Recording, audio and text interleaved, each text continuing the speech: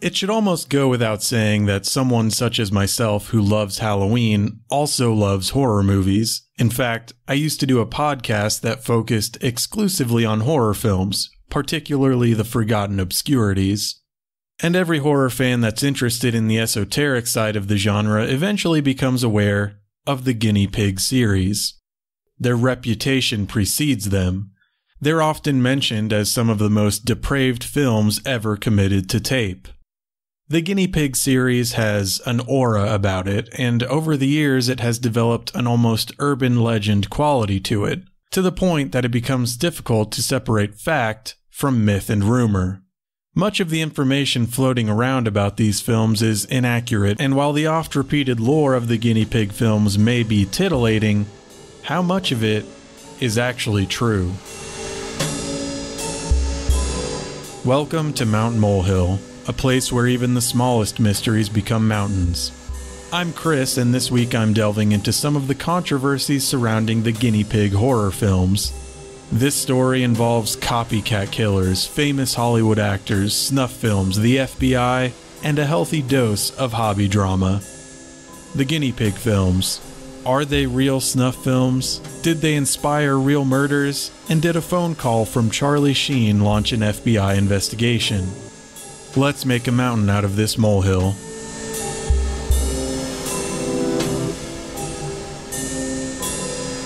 This whole thing started with one man, Satoru Ogura. Ogura set out to make a series of films that would push the boundaries of bad taste. He wanted to create the most vile films imaginable, and decided that the best way to do that would be to create a series of simulated snuff films. Ogura has no credits to his name on IMDb prior to Guinea Pig, so presumably the start of the series is the start of Ogura's career in film. After wrapping pre-production for the first entry in the series, 1985's Devil's Experiment, Ogura approached horror manga provocateur Hideshi Hino, author of Hellbaby and Panorama of Hell, seeking a collaboration. Hino was impressed with Ogura's ideas and quickly wrote a script for the second film in the series, 1985's Flower of Flesh and Blood. The first two entries were filmed back-to-back in 1985. Devil's Experiment, directed by Ogura and distributed by Orange Video House, was released in 1985 and sold very well on the video market. The Hino-directed Flower of Flesh and Blood was released soon after to capitalize on the success of Devil's Experiment and to keep the Guinea Pig momentum going. The runaway success of Devil's Experiment is due not only to its effects, which are quite convincing even today, but also because of its simulated snuff aesthetic. The original release of Devil's Experiment had no opening titles, no credits, and nothing else that would otherwise identify it as a commercial production. The marketing material claimed that Devil's Experiment was in fact an actual snuff film, and the commercial viability of these tapes was immediately apparent as Flower of Flesh and Blood was a top 10 video store bestseller in Japan during the first 2 months after its release. This isn't just among straight-to-video films either. Flower of Flesh and Blood was even outselling most of the major Hollywood releases for 2 months in a row in Japan. After the release of Flower of Flesh and Blood, the Guinea Pig videos began to take a new direction. The third installment, 1986's He Never Dies, directed by Masayuki Kusumi, was still extremely violent, but it eschewed the pseudo-snuff feel of the first two installments for a more traditional narrative, and even introduced comedy into the mix.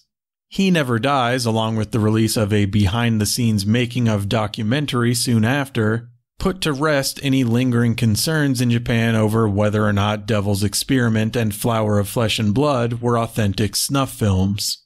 The Guinea Pig series continued to find success with the release of the fourth installment, 1986's Devil Woman Doctor, written by Ogura and directed by Hajime Tabe, and an accompanying feature on the making of the film. Devil Woman Doctor is by far the most comedic entry in the Guinea Pig series. Devil Woman Doctor is often listed as being the sixth installment in the series, and it is even listed as such on the Wikipedia page for the Guinea Pig franchise, where its placement in the series is swapped with 1988's Mermaid in a Manhole. and Devilwoman Doctor is erroneously listed as having a 1990 release date. This likely stems from some incorrect information on the now-defunct guineapigfilms.com site that claimed to have received production information on the series from producers in Japan, which listed the production date for Devilwoman Doctor as 1990. Based on my research, this cannot be the case. For one thing, the Orange Video House release of Devilwoman Doctor is distinctly labeled Number 4 on the box art. There are also some statements made by director Hideshi Hino, which we will get into in a moment, that further support Devilwoman Doctor as the fourth entry. After the release of Devilwoman Doctor, the rights to the series were sold by Orange Video House to Japan Home Video, and again, things get murky. Japan Home Video did not continue to number the entries in the Guinea Pig series, so there is a bit of confusion regarding the 5th and 6th films, Android of Notre Dame and Mermaid in a Manhole.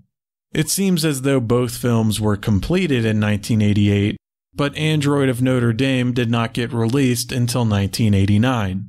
Android of Notre Dame is often called Guinea Pig 5, but that likely comes from the confusion about Devilwoman Doctor's placement as the 6th entry. My copy of Android of Notre Dame has the number 5 during the title sequence, but it's unknown to me if that same title appeared on the original VHS. Whatever the case, Android of Notre Dame, written and directed by Kazuhito Kuramoto, and Mermaid in a Manhole, written and directed by Hideshi Hino, would be the last two proper releases in the Guinea Pig series. Both of these films continued the departure from the roots laid down by Devil's Experiment and Flower of Flesh and Blood, and employed a mixture of traditional narrative and extreme gore. Up to this point, the Guinea Pig films had achieved a lot of underground notoriety but were relatively unknown to the mainstream.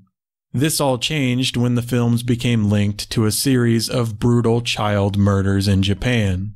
On July 23, 1989, 26-year-old Tsutomu Miyazaki was arrested after abducting a small girl in a park, convincing her to strip nude, and photographing her.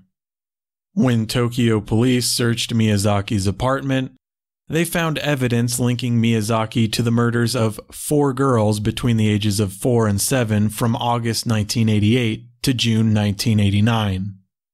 They also found 5,736 videotapes containing hentai, anime, and horror films. Among those tapes, allegedly, was Flower of Flesh and Blood. The otaku murders, as they would come to be called, otaku being a negative Japanese term for people with obsessive interests, created a moral panic in Japan. There was a public outcry, and many in the media opined that the violent movies that Miyazaki consumed, such as the Guinea Pig films, were responsible for creating a monster. The Tokyo metropolitan government considered putting restrictions on the entertainment industry due to the high profile of the otaku murders, but ultimately this did not come to pass. It is also often claimed that Miyazaki went as far as to reenact one of the murders seen in Flower of Flesh and Blood, but in an interview with Vice in 2009, Hideshi Hino put these rumors to rest, saying, "A video from the Guinea Pig series was discovered in his room, but it was Guinea Pig 4, a video I had nothing to do with." This statement clarifies a few things about the Guinea Pig series. First, it establishes that Mermaid in a Manhole is not the 4th entry, since we know that Mermaid was written and directed by Hino, and here he is saying he had nothing to do with Guinea Pig 4. Second, it establishes that none of the real-life otaku murders were reenactments of the Guinea Pig films because none of Miyazaki's crimes match up with the events depicted in Devilwoman Doctor, the only Guinea Pig film found in his collection.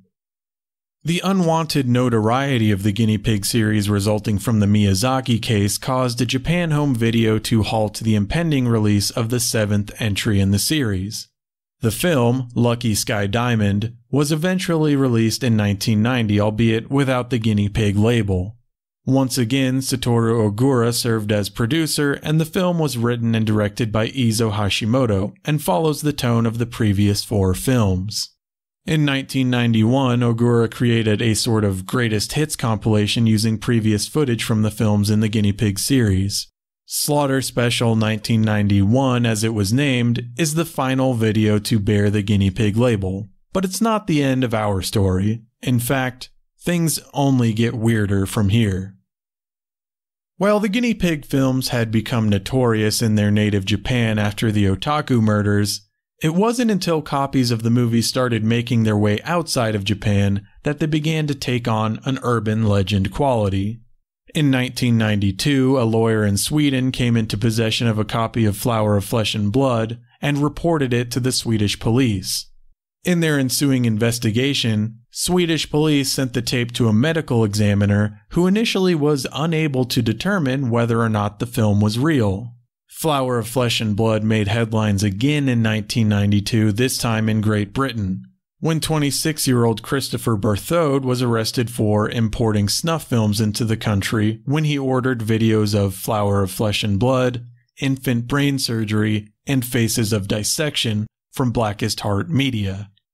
British authorities quickly determined that Flower of Flesh and Blood was not actually a snuff film, but to them it didn't matter. British authorities stated, "This is not an Asian girl alive being murdered, but something that is so well simulated that is the impression it creates." Berthaud was found guilty, but given that Flower of Flesh and Blood was not actually a snuff film, authorities opted to fine Berthaud £600 in lieu of imprisonment. On October 5, 1996, TCI of California, the then owners of the San Francisco cable TV system, began receiving complaints that a snuff film had been aired on the Channel 53 public access program, The Pain Factory.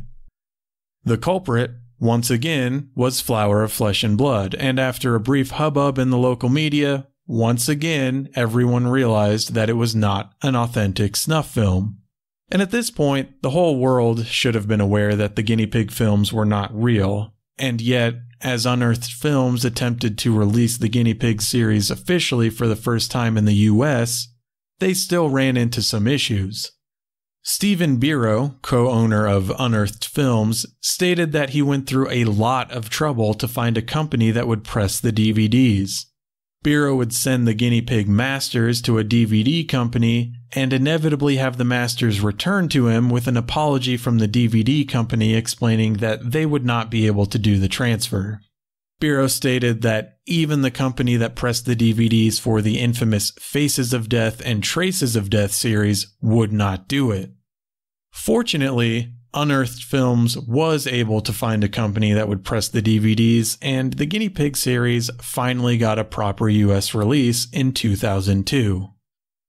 But these incidents, outlandish as they may seem, are not even the strangest chapters in the Guinea Pig saga. And if you don't believe me, just go ahead and Google Charlie Sheen snuff film and see what comes up.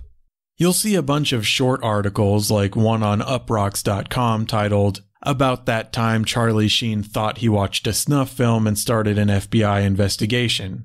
And you'll also see Reddit posts like one that says, "Today I learned that Charlie Sheen mistakenly thought he had viewed a snuff film in 1991 and promptly started an FBI investigation into whether or not a real murder had occurred." And this is how the story is usually presented. Charlie Sheen, possibly under the influence, watches a Guinea Pig movie, specifically Flower of Flesh and Blood, and calls the FBI, which launches a full-blown investigation into the authenticity of the Guinea Pig films. Even the famous debunking site Snopes.com presents the story in this fashion by way of a 1994 article in the San Francisco Chronicle that claims, "The FBI confiscated Sheen's tape and proceeded to investigate all involved." But is that how things really went down? It's honestly almost impossible to tell. And in order to understand why the story gets so murky, we need to travel back in time to the early 1990s, a time before the internet was widespread in American households, a time when bootleg videotapes of obscure films were worth their weight in gold in certain circles. A time when underground film magazines competed to be their readers' first and only source for the latest in gross-out, shot-on-video schlock. And there are 3 such magazines at the center of this whole Charlie Sheen Guinea Pig controversy. Deep Red, headed by Charles Chaz Ballin, Film Threat Video Guide, published by Chris Gore, and Blackest Heart, run by Sean Smith, which is the same company that sold Christopher Berthoud those tapes that got him in trouble in the UK.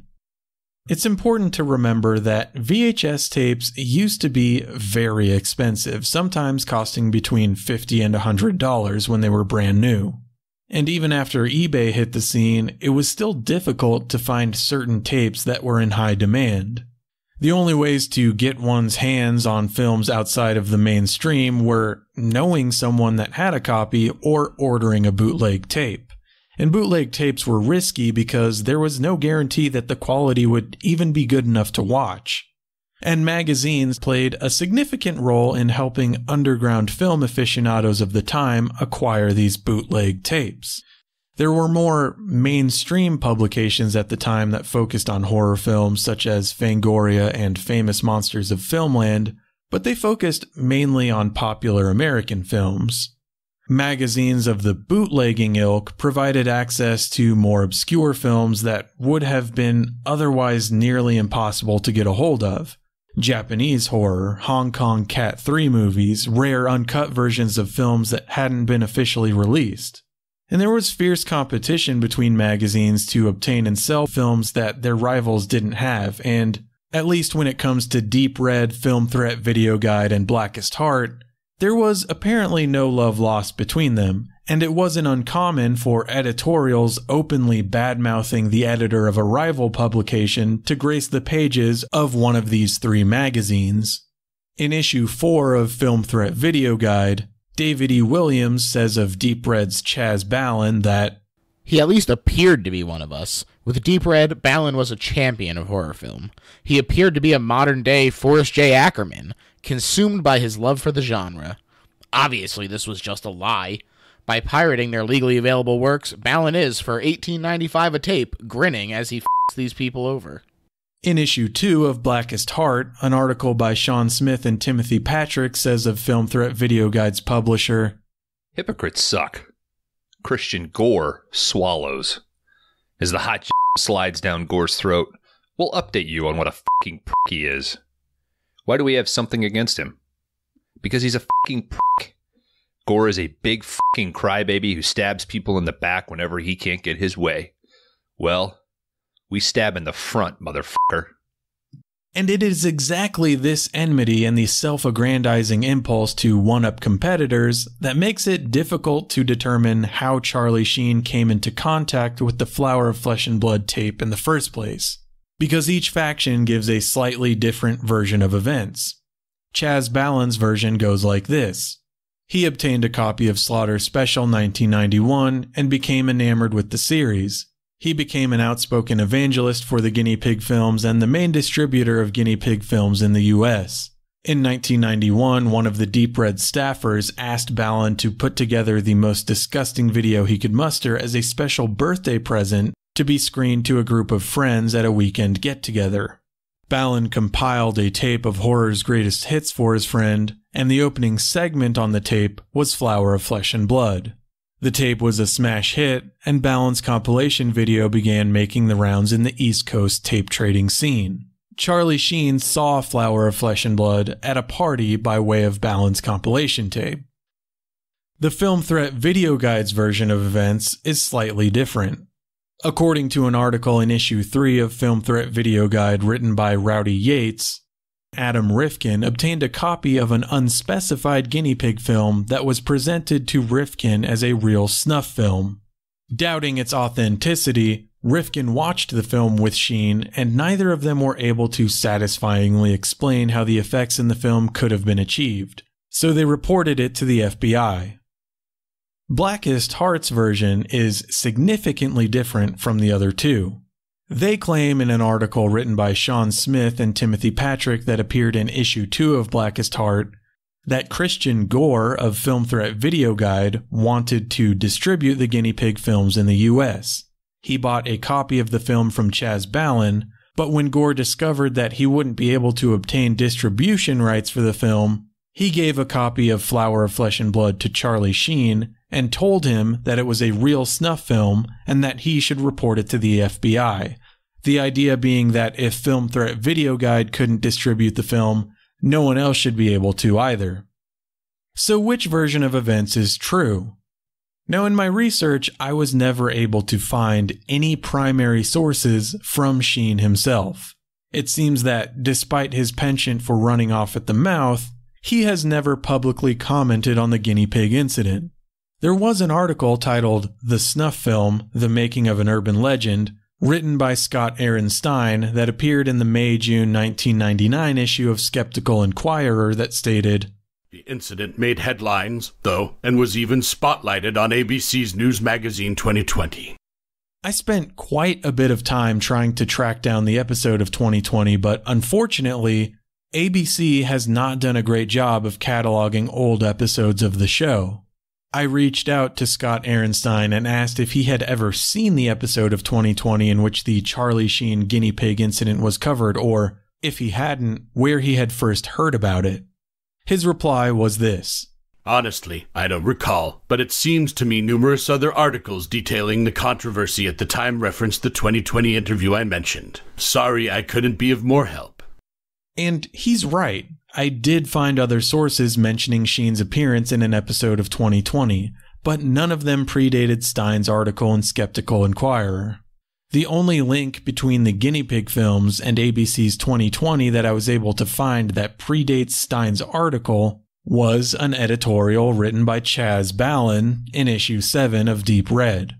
However, this article says that it was the otaku murders that were featured on 2020, not the Charlie Sheen debacle. So it seems as though the Charlie Sheen Guinea Pig 2020 appearance is the result of a game of magazine article telephone. And I was also unable to track down the purported episode of 2020 that features the otaku murders, so until I can find evidence that either 2020 episode exists, I'll have to consider them apocryphal, just a couple more of the many rumors that have been repeated time and time again since this whole incident occurred. So since we don't have a statement from Mr. Sheen himself, the only sources we do have are from others that were purportedly involved. In a letter from Chaz Ballin dated April 5th, 2002, published on the guineapigfilms.com website, he reiterates his version of events regarding a compilation tape he made for a friend making its way to Charlie Sheen via the East Coast tape trading scene. And contrary to the 1994 San Francisco Chronicle article quoted by Snopes.com that states, The FBI confiscated Sheen's tape and proceeded to investigate all involved, including Charles Ballin, an early distributor of the film. Ballin said, The only semi-direct contact I ever had during the aftermath of this dulling debacle was a call from the Red staffer I sent the tape to, warning me of an impending call from the FBI who were investigating the video as a real snuff film. Police. Never got a call, ever. I lost interest immediately and chuckled often as the shitstorm soon lost its momentum. Also of note on guineapigfilms.com is a section quoting the Japanese Cinema Encyclopedia by Weiser and Weiser that says that Charlie Sheen did not, in fact, call the FBI. Rather, Sheen contacted the Motion Picture Association of America, who then contacted the FBI.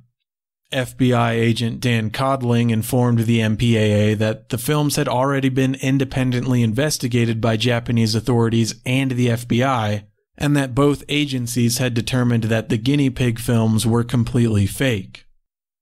But back to how Charlie Sheen actually got the tape. We have Chaz Ballin's version involving a compilation tape circulating through the tape trading network. We have Film Threat Video Guide's version that the tape was given to Charlie Sheen by director Adam Rifkin. And we have Blackest Heart's version, which claims that the tape was sold by Chaz Ballin to Film Threat Video Guide's Chris Gore, who then gave it to Charlie Sheen. Each account is quite different from the other two, and the question becomes, how does someone coming at this over 30 years later begin to untangle it? There are still so many questions left unanswered, and the number of people who could answer those questions is vanishingly small. Chaz Ballin passed away in 2009, and Sean Smith, by all accounts, retired from public life in 2019. which leaves just one person involved, Film Threat Video Guide's Christian Gore, who would be able to shed some light on this whole affair. Now up to this point, I have been calling him Christian Gore because that's how he was credited in the Film Threat Video Guide. But you may know him as Chris Gore, writer, director, author, podcast host, and former contributor to G4's Attack of the Show. Well, what's interesting about the Charlie Sheen Guinea Pig video FBI debacle is that I'm the one that got him the videotape. That's the voice of Chris Gore, who was generous enough to take some time out of his day and talk to me about this whole fiasco. And the first question I had about the whole thing is, what exactly were the contents of the tape? So there's also, in my research, two versions going around about the contents of the tape that Charlie Sheen watched. One version is that it was sort of a compilation tape put together by Chaz Ballin of Deep Red that it just included footage. And the other version is that it was just, a bootleg duplicate of an entire Guinea Pig film. So yeah, it was the Guinea Pig film. It wasn't his compilation. It was the Guinea Pig film. Because I had the Guinea Pig film.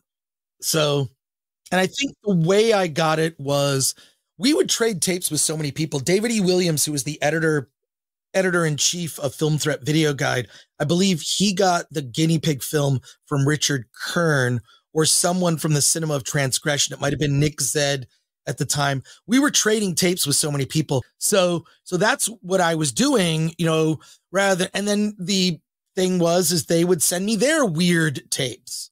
So it really was, the currency was weird videotapes. That's how we did all of this. And the movie in question, it was Flower of Flesh and Blood, right? It's like a guy dressed up as a samurai. Yes, that's it. Samurai, yeah. So I was friends with Adam Rifkin, who I'm still friends with him. He's really evolved into an exciting indie filmmaker.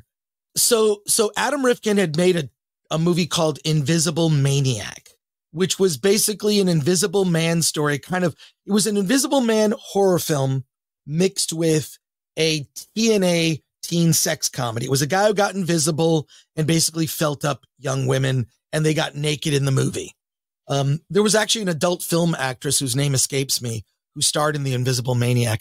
And that's how I met Adam. He made that film. Then he went off and directed The Chase with Charlie Sheen. And then he worked on a film called The Dark Backward. And we were going to have that be our cover story for Film Threat, the first issue. And we covered the movie. It unfortunately just didn't make it to the cover. We had to put something more mainstream on it, right? Just to sell mags, but we still covered the movie extensively inside. But I became friends with Adam, and Adam and I, we would just get into deep discussions about just weird videos and weird films we had seen. And, back when I lived in Michigan in the 80s, I was obsessed with tracking down weird videos. And a lot of it was you would trade tapes with people. So for example, I was trading tapes with a guy named Steve Bissett, who was a comic illustrator for Swamp Thing, working with Alan Moore. And he had sent me Legend of the Overfiend, which was not legally available in the United States. It's it was the first hentai thing I'd ever seen. It was a hentai animated film feature, which was just bizarre. It was like part Akira with hentai. It was weird. So I loved Legend of the Overfiend. I thought it was fantastic. So Steve Bissett sent me that, and then I sent him weird tapes that I had made. I did a two-part series of films I called, I was inspired by William Burroughs, and William Burroughs had done a thing where he created a thing called cut-up tapes. He would take audio and he would edit it, and with these weird contrasts, it'd be like a song and then, some industrial machinery, and then him reading poetry. And it was William Burroughs had created these bizarre series of audio cut up tapes. And I was so inspired by that. I thought, that is weird. I'm going to do the video version of that. And so while I was in college, I was collecting all these weird footage. Like I had recorded every time someone who looked punk rock or new wave was on the news or in a TV show, I saved it and I created a montage. Cathode Fuck and TV Sphincter were the names of the two tapes. And it was just weird stuff. I had like a McDonald's training film on courtesy and whatnot. And I intercut that with this punk rock footage. There was purpose behind it. That was like this whole culture of trading tapes was a big deal. And I gave Adam Cathode Fuck. I gave him TV Sphincter. And he'd always ask me like, hey, then he says to me, he goes, look, Charlie Sheen is really into these underground videos. He loves underground videos. How can we like, do you have anything? And I was like, one of the films that came to me, was a movie called Guinea Pig. And I promptly made a copy of it, gave it to Adam Rifkin to give to Charlie Sheen. So that pretty much clears up how Charlie Sheen came into possession of the Guinea Pig tape. Although there have been a few alternate versions of this particular series of events, Chris Gore's version is the only one that could possibly be corroborated by others. Adam Rifkin and Charlie Sheen both could refute Gore's story, but to my knowledge, neither of them have, despite ample opportunity to do so, as this is a story that has been a matter of public record since at least 2013, when Gore briefly recounted the incident on a track off his spoken word album, Celebrities Poop, titled Video Dealer True Story. The next lingering question left to answer about this whole incident is, how did the FBI get involved? Apparently, according to Adam Rifkin, he was so shocked. Charlie was so shocked upon watching this film. He was so taken aback, even though he'd been watching these weird underground VHS tapes I was slipping to Adam, he thought he had witnessed an actual murder. So what Charlie Sheen ended up doing was he had a friend at the FBI. Well, what happened was they took it very seriously. The FBI said, you need to hand over the original tape. So, after Charlie Sheen had reported this, I was contacted by the FBI after Adam gave them my phone number. I did an interview with the FBI discussing this tape. I handed over the original tape. And after a forensic analysis of the video, they determined that it was, in fact, fake. There's sort of this apocryphal story of Charlie Sheen appearing on 2020 talking about this that seems to originate from an article written by Scott Aaron Stein, who you might know as the author of like The Gorehound's Guide to Splatter Films and those kind of books. Do you remember anything like that happening, or did you see this supposed 2020 episode? I don't know about the 2020 episode. I do remember that there was a news report, and I just remember thinking, well, they're going to talk about film. I didn't even care about me, right? I just cared about Film Threat. Like, come on, we need some press. We need press for Film Threat. Any press is good press at the time. And this was a big news story, and Film Threat wasn't a part of it. I wasn't a part of it, and that was disconcerting. Having said that, there was a news story that broke. Basically, the FBI had given Charlie Sheen like a good citizen commendation for turning over this video and for alerting the FBI to this. And it made it onto one of those magazine style exploitation shows like Hard Copy. None of, my involvement in any of that or Film Threat was completely excised from the story. The angle that they took for this news story on television was Charlie Sheen is a good citizen and a good person because he worked with the FBI and he helped them. Apart from the version of this part of the story provided by Weiser and Weiser in the Japanese Cinema Encyclopedia, which states that Sheen turned the tape over to the MPAA, who then turned it over to the FBI, the other accounts of how the tape made its way to the FBI seem to be in agreement with Gore's retelling of events, at least in terms of the bare-bone facts of it all. But each version has its own spin to it, either highlighting or minimizing different individuals' involvement and attributing different, sometimes nefarious motivations to the players involved. And it all seems to stem from the fact that, as I've discussed previously, the writers and publishers of these different indie mags didn't seem to like each other very much. So what was the relationship like between underground film magazines back then? Because in researching this, I've come across articles in Film Threat Video Guide, Blackest Heart, and Deep Red where writers of one magazine are openly bashing writers of another magazine. And coming from the outside, it's hard to tell if this was all an in-joke or was there genuine animosity between you guys back then? I think there was animosity with some of the other people. There wasn't with me. We became more of a target because in the space we were perceived to be among the better magazines. So we were always a target. We had a target on our back. I would kind of brush it off, make them look stupid by making a joke in my magazine and having the last word.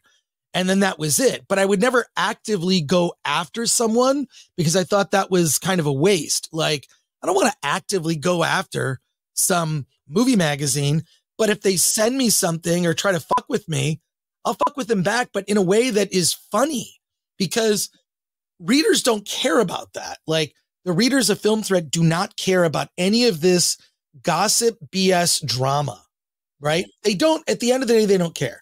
If I can turn it into something funny and a joke, that was always what my tactic was to just make it into a joke. I just wanted to be entertaining. I wanted Film Threat. I wanted people to read Film Threat cover to cover and with their mouth agape at, I can't believe a magazine is doing this. I want to sort of go back to the rivalry between film magazines because in an issue of Blackest Heart, there's an article written by Sean Smith and Timothy Patrick where they're really bad-mouthing you personally, saying that basically you bought a copy of one of the Guinea Pig films from Chaz Ballin because you wanted to see about distributing it through Film Threat Video Guide, but when you realized that you weren't going to be able to get the distribution rights, you gave the film to Charlie Sheen and encouraged him to report it to the FBI as sort of a way to get back at Chaz Ballin. Is there any truth to that? That is not true at all. That is completely false. I don't know why they would make that assumption. That seems pretty stupid. But no, I didn't want to, like, look, we wanted to distribute films legally in the US where we knew the filmmaker. I didn't know who made Guinea Pig. So I know Richard Kern. I know Jorg Butgeret, right? Like, I knew Steve Wang. It was filmmakers we knew who owned the movie. And those are the people, the filmmakers we dealt with. I didn't know the people who created Guinea Pig. And also, that probably would have been a bridge too far for us because of the content of it. I mean, look, yes, even coming from me, I distributed at the time Necromantic, right? But, Necromantic it's obvious when you watch Necromantic, it's a narrative film. It's a story, it's a horror film shot in Super 8. But, that's not true. That's someone who doesn't know anything, coming up with some opinion about something they don't know anything about. I was there, and I was not trying to do that. That's what they call make news, which make news is when you don't have the facts, you make up news. You fill in the gaps, but your assumptions are based on your biases, right? So they had a bias towards making me look bad. And so that's kind of how they couched that. That's pretty dumb.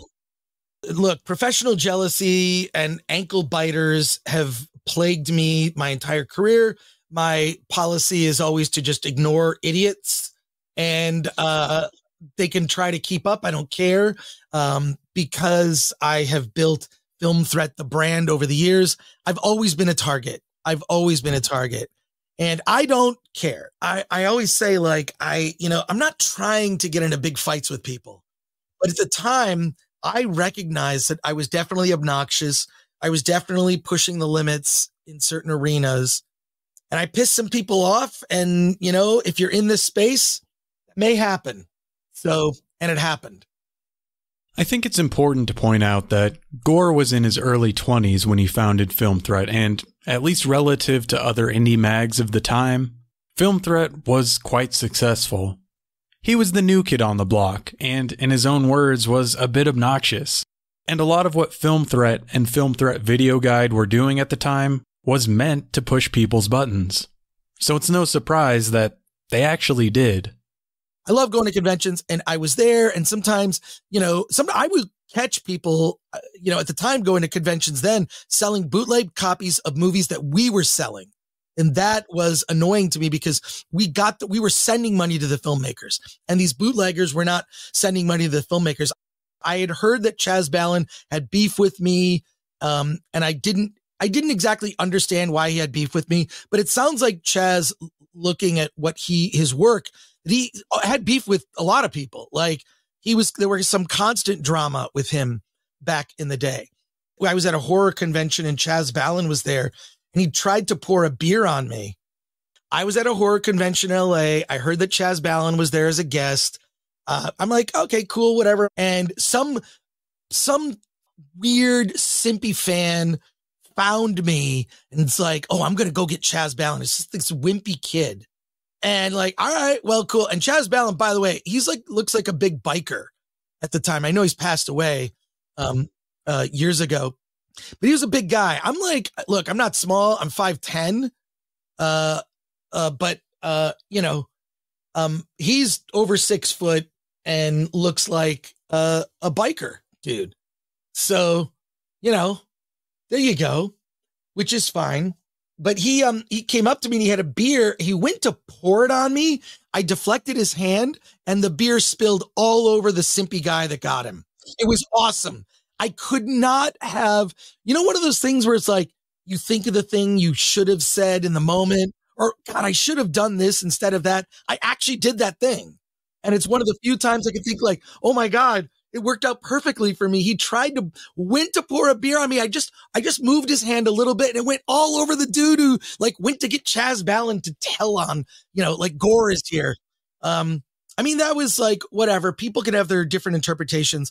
I feel it's my obligation to tell you the truth as I see it happen to me. And I can only tell you the one side of my story. Like Chaz Ballin can talk about what an asshole I was, or he can talk about he can make assumptions about what I was trying to do. Or I wasn't trying to ruin anybody's life. I was trying to entertain Charlie Sheen via my buddy, Adam Rifkin. That's it. I was trying to give him a video. I didn't think much of it at the time. So, and it's not like anybody went to prison over it. They ended up basically determining, it wasn't a real thing. So Charlie Sheen came out looking like just a guy who likes to watch weird videos, I guess. And if you've ever seen Flower of Flesh and Blood and you're wondering how Charlie Sheen could have possibly mistaken it for a real snuff film, bear in mind, this was the early 90s. The Guinea Pig films had never been released outside of Japan, and the otaku murders didn't receive a lot of attention in the West. The number of people who knew about the Guinea Pig films, even in hardcore horror circles, was very small. Now, Guinea Pig, to be clear, is a Japanese fake snuff film. It is not real. However, if you've on VHS copied it, I can see how someone would mistake this for a real snuff film. So after all this, what does the true version of events in the Charlie Sheen Guinea Pig affair look like? It goes something like this. The editor-in-chief of Film Threat Video Guide, David E. Williams, got a copy of Flower of Flesh and Blood via tape trading, possibly from Richard Kern or Nick Zed. David E. Williams gives Chris Gore a copy of that tape. Chris Gore gives a copy to Adam Rifkin. Adam Rifkin gives it to Charlie Sheen. Charlie Sheen gives it to the FBI. The FBI, like many other law enforcement agencies before them, determines that Flower of Flesh and Blood is not a real snuff film. The media catches wind of the incident and forms it into a story about a Hollywood actor being an upstanding citizen. Time passes and the public perception of Charlie Sheen drastically changes, so the story is now reframed as just another instance of Sheen's well-documented eccentricity. And the particulars and nuance of the story are all but lost to time, surviving only in the memories of the scant few people who were actually there. And it's a shame, really, because, at least in this case, the truth of the matter is much more interesting than the urban legend that was formed out of it.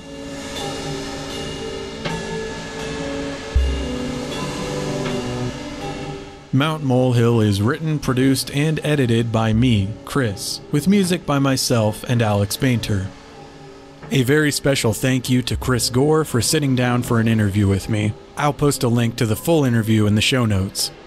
Special thanks to DK from Nerds, Geeks, and the Kitchen Sink for helping me out, and to George from the Best Little Horror House in Philly, and Bones from the 5 Day Rentals podcast for providing the voices of David E. Williams and Sean Smith. All other voices featured in this episode, apart from my own, are computer-generated. All of the sources used in this episode can be found in the show notes. If you have a molehill that you'd like me to turn into a mountain, whether it's a mystery that you just can't solve, or just an interesting topic you'd like me to delve into, please reach out. You can email me at mountmolehillpodcast@gmail.com, or you can call and leave me a voicemail at 505-218-6894. Follow us on Instagram to see updates and supplemental material for the show. Thanks for listening to the pilot season of Mount Molehill. Once again, thank you to anyone who has listened to the show or helped me out along the way. And if you'd like to hear more episodes of the show in the future, please, just let me know. Thanks for listening.